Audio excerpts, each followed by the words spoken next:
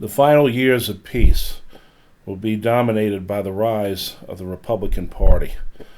The ascendancy of the Buchanan administration, one of the worst presidential administrations we've ever had. And then the Honorable Roger Brooke Taney, Chief Justice of the Supreme Court. Followed by the greatest of all debates, and then the nation fracturing. The picture that you see there is of the cover of the #1 bestseller of 1854, Uncle Tom's Cabin, or Life Among the Lowly. It would reach the #1 bestseller on the New York Times bestseller list and would not come off until 1937, when another book replaced it by the name of Gone with the Wind. Uncle Tom's Cabin told of life in slavery, and it made many people take a very close look at what was going on in the Deep South.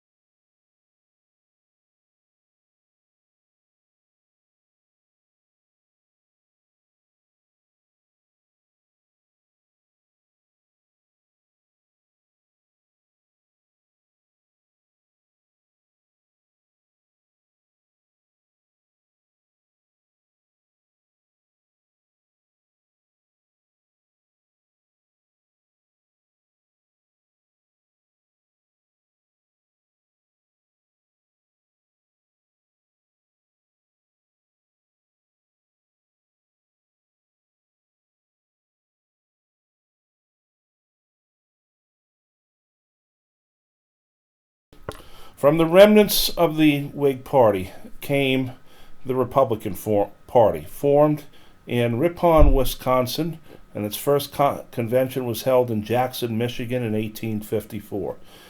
It was composed of former Whigs, disaffected Northern and Western abolitionists. Small segments of the Know-Nothing Party came into it, and its first standard-bearer was John C. Fremont, who was named the Republican nominee in 1856. Millard Fillmore was the nominee of the remaining Know-Nothings of the American Party, and the Democrats chose James Buchanan of Pennsylvania, who at first seemed like he would be a rather strong president, but looks belie.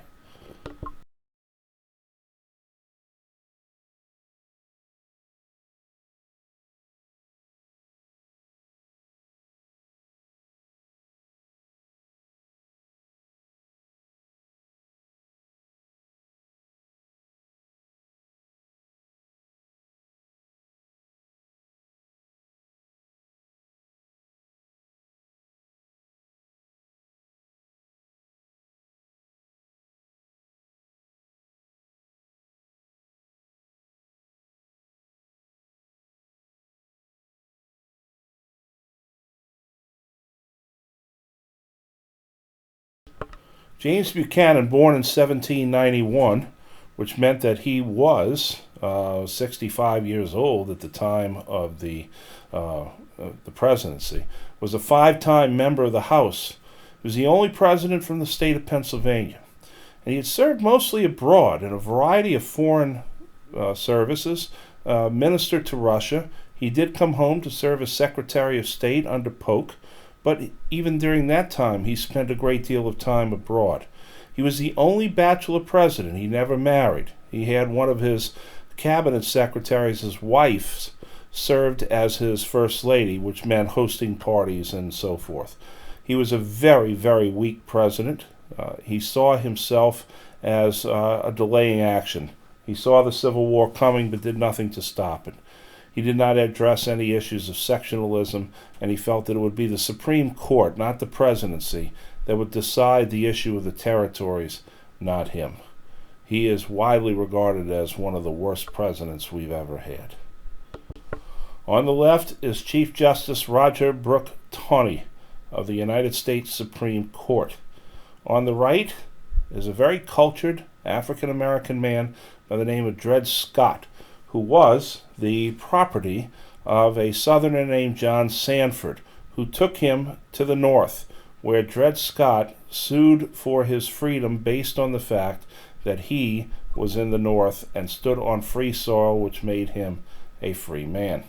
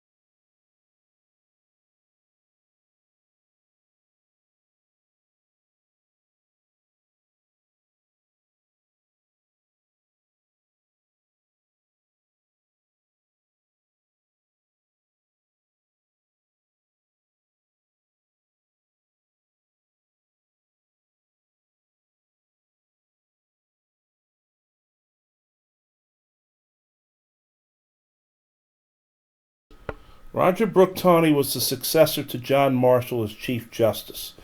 From the state of Maryland, he was an ardent Jacksonian, a supporter of slavery and the pro-South. But he had never had a major, earth-shattering Supreme Court case like John Marshall had. And he was getting on in years when Dred Scott came across his court. The case of Dred Scott v. Sanford of 1857 is one of the most important Supreme Court cases, and Roger Brooke Taney delivers the opinion. It says that Scott was not a citizen. Therefore, he had no right to sue. As a black man, he had no rights under which the white man was bound to respect. And then he lowers the real boom. He says the Declaration of Independence was not meant for black men. Now, there is some conjecture out there that maybe Taney was going to extremes in order to force the nation to confront it through a constitutional amendment. And there have been instances where justices and judges will deliver a verdict or a decision that is so over the top that one must indeed find another way to do it. Well, nobody really believed that at the time, and it's still just a theory. But the results are that the abolitionists were incensed and damn near rioted in many of the cities. And yet Frederick Douglass, the most ardent of all the abolitionists, said that his hopes were never brighter than now, for he realized that the nation was going to have to confront slavery once and for all, and not through the Supreme Court. And Stephen Douglas, prophet in his own right, believed that the decision would bring slavery to the attention of the nation and was a step towards slavery's ultimate destruction. And indeed, it would take the Emancipation Proclamation and the 13th Amendment to finally overturn Dred Scott.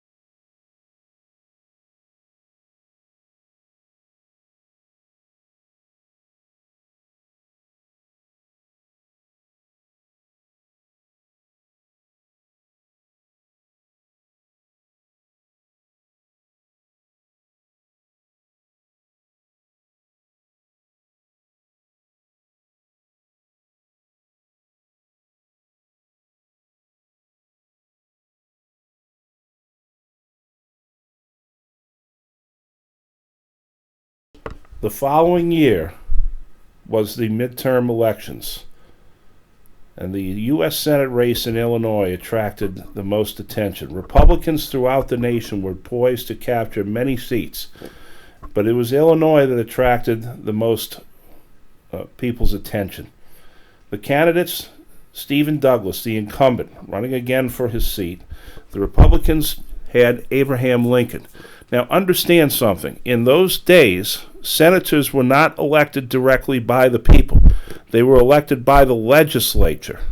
So the state legislature would elect the senators. So if your party won the majority of the seats in the legislature, they got to choose the Senate. Well, Lincoln challenges Douglas to a series of debates in 7 cities throughout Illinois. The second debate takes place on June 16, 1858, and there Lincoln delivers what is known as his House Divided speech. He says, "A house divided against itself cannot stand. This nation cannot endure half slave and half free." This now really attracts the attention of the nation. And then the debate on August the 27th, 1858, is where Douglas delivers the Freeport Doctrine, which states that those who opposed slavery could simply elect those who opposed it as well. Therefore, those who opposed slavery would not enforce it, and the non-enforcement of slavery would then mean the end of slavery. Well, Douglas holds on to his Senate seat because the Democrats win most of the seats in the legislature, although Lincoln obviously won the debates. The problem is that Douglas, in delivering the Freeport Doctrine, was seen as a traitor by the Southern Democrats. And so no Southern Democrat was ever going to vote for Stephen A. Douglas ever again. And Douglas's presidential ambitions seemed to fly out the window, which they did. The Lincoln-Douglas debates are a model of rhetoric. Even to this day, high schools or debate teams will use Lincoln-Douglas debates in which both sides are allowed a certain period of time to deliver their speeches and then their rebuttals to each other in a very controlled manner. And I certainly recommend that you can YouTube the Lincoln-Douglas debates from the movie Abe Lincoln in Illinois. That was filmed in the 1940s.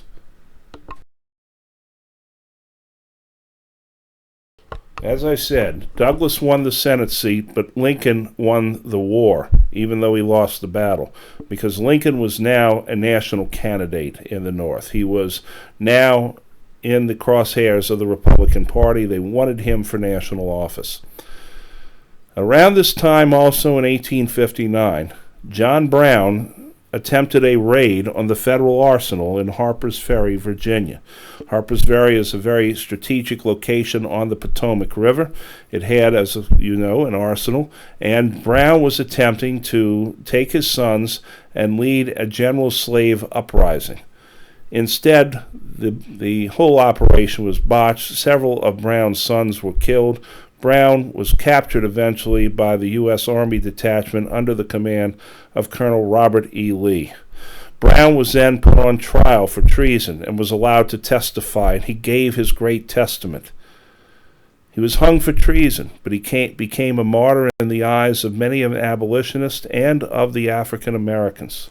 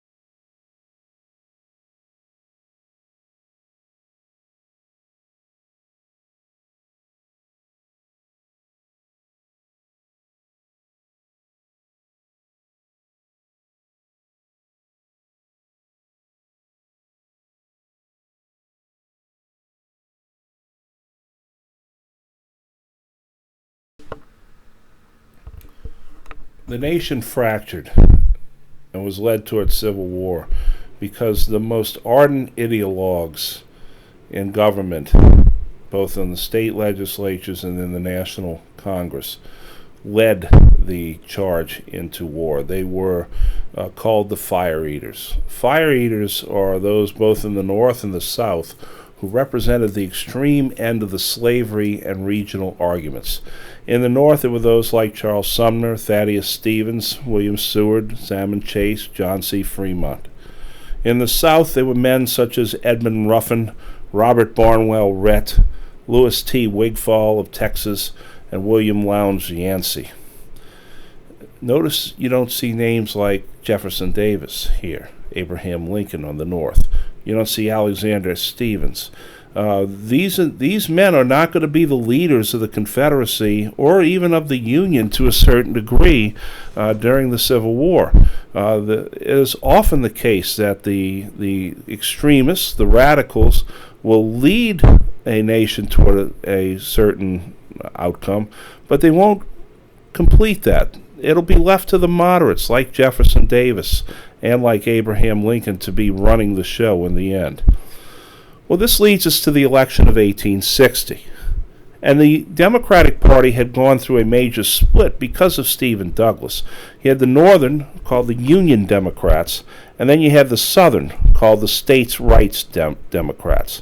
And they were so messed up that they actually could not agree on a candidate at their convention, so they split up and they had two separate conventions, one in Charleston and the other in Baltimore, Maryland. Well, the candidates come out. The Republican convention in Chicago nominates Abraham Lincoln. Lincoln had actually gone through a series of votes in which he was constantly finishing second, and those like Chase and Seward and Montgomery Blair and others were finishing first, but never with enough votes to secure the nomination. They settle on Lincoln as almost a compromise candidate, and William Seward is the one who brokers the deal to get Lincoln nominated president with the idea that Seward said, I'm going to control this man, I'm going to be the Secretary of State. The Northern Democrats choose Douglas. The Southern Democrats choose John C. Breckinridge, the vice president under Buchanan. Breckinridge was from the state of Kentucky. Breckinridge was only 39 years old. He was one of the youngest men ever to serve as vice president. There was a fourth party called the Constitutional Union Party. They nominated John Bell, and his vice presidential nominee was a man by the name of Edward Everett, who was one of the great speakers of America in the days since Daniel Webster left the scene. The Constitutional Union Party was looking for a compromise between the slaveholders and the abolitionists.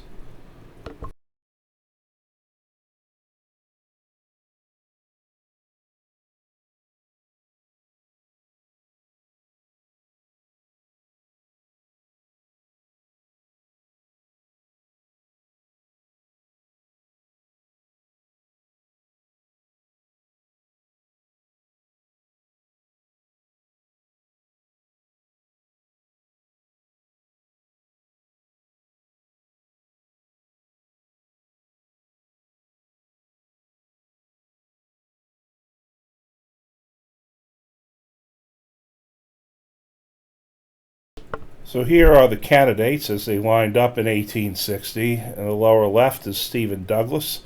Upper left, John Breckinridge. Upper right, John Bell. And the lower right, the still clean-shaven Abraham Lincoln.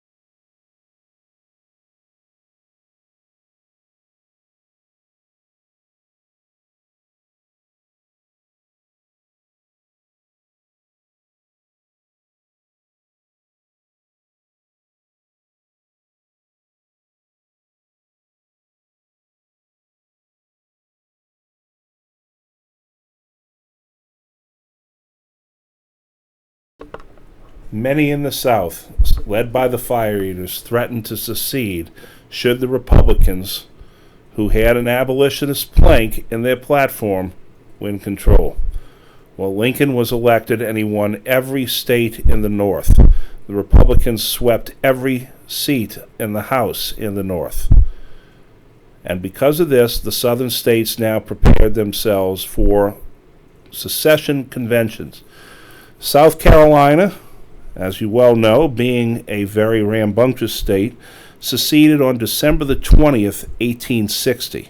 They were followed in short order by Mississippi, Georgia, Alabama, Florida, and Louisiana.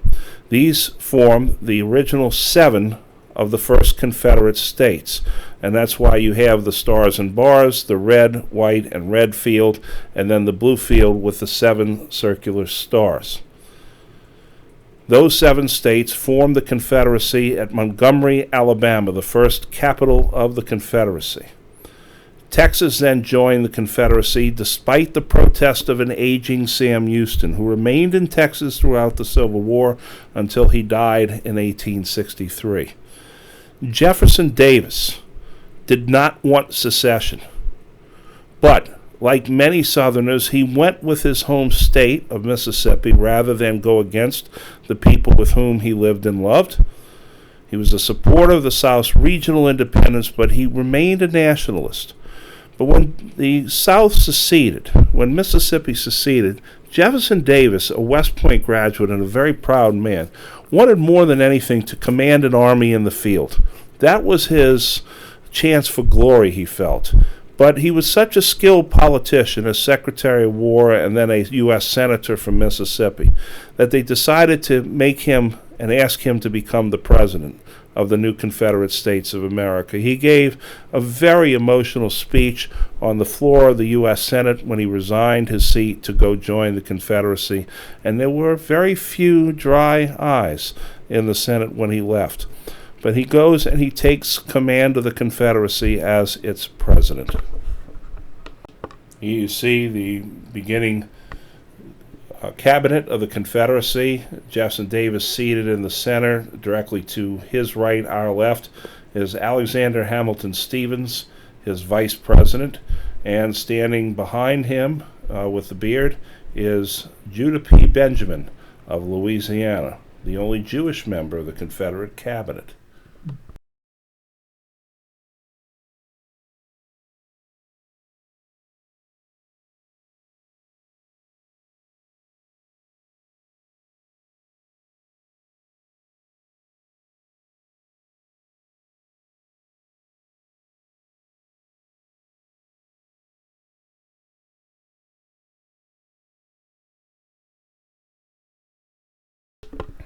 As now it became apparent that war was imminent and that the seceded states were not going to come back into the Union peacefully, Buchanan shows very little action on his part. He denies the legal right of the states to secede, but he held that the federal government legally could not prevent them. If that makes any sense.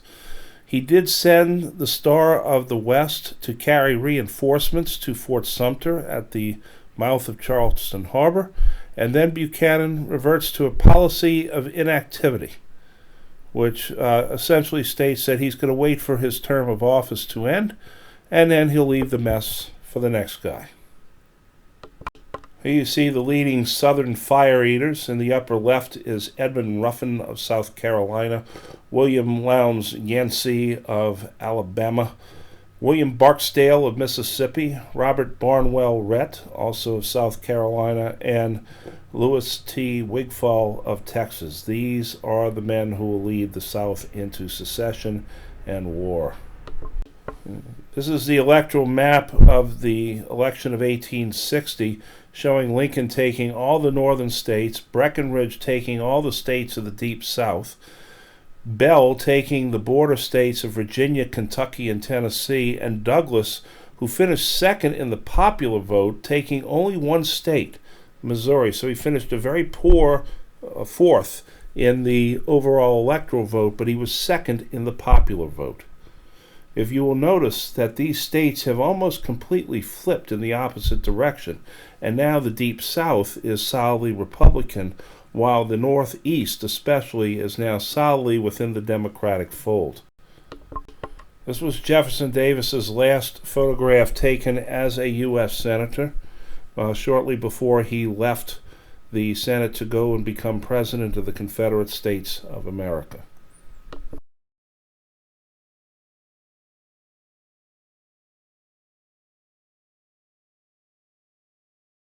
You'll recall that I showed you the photograph of John Brown at the time that he was massacring pro-slave forces in Kansas. This picture that you see here is John Brown at the time of his trial. As you can tell, he has aged and become more fanatical in his older years. And this is the depiction of John Brown with a rifle in one hand and the Bible in the other, leading the pro-abolitionist forces in a holy crusade.